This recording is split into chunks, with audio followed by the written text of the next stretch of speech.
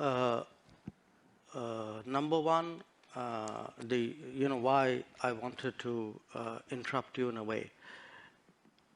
I mean, I'm partly reacting to the previous observation. Somewhere Europe has to grow out of the mindset that Europe's problems are the world's problems, but the world's problems are not Europe's problems. That if it is you, it's yours. If it is me, it's ours. I think that's something, and I see, reflections of that. Again, in terms of, there is a linkage today which is being made. A linkage between China and India and what's happening in Ukraine.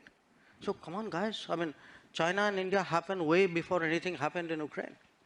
So the Chinese don't need a precedent somewhere else in the world on how to, engage us or not engage us, or be difficult with us or not be difficult with us.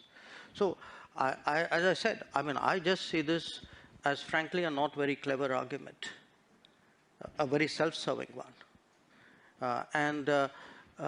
This idea that, your grand strategy must be about how you will choose. I will do what, as all of us do.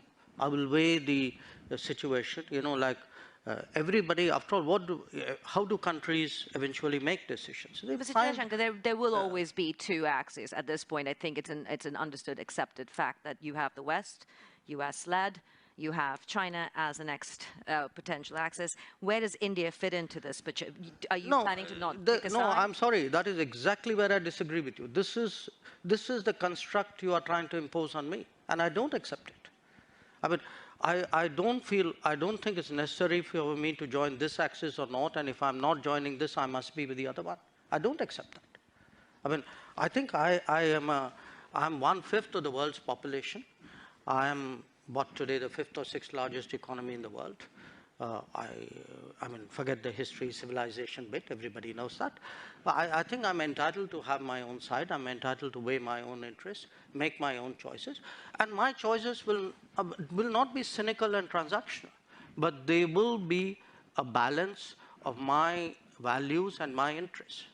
There is no country in the world which disregards its interests. Not conflate the two. I mean, I know the Indian-Russian relationship is strong, but you also have issues with China. How do you then sit back and define Indian foreign policy at this point where the West seems to be quite vociferous in trying to curtail funding for the war in Ukraine, whereas by purchasing this oil for national interest, India is being asked, are you funding this war?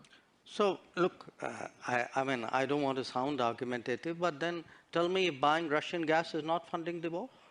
I mean, why is it's only Indian money and oil coming to India which funds, but it's not gas coming to Europe which funds?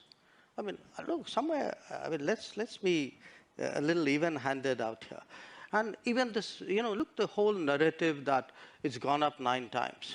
I mean, it's gone up 9 times from a very low base. And it was a very low base because at that time the markets were more open. Why if countries in Europe and the West and the United States are so concerned, why don't they allow Iranian oil to come into the market? Why don't they allow Venezuelan oil to come into the market? I mean, they've squeezed every other source of oil we have. And then say, okay, guys, you must not go into the market and get the best deal for your people. I don't think that's a very fair approach.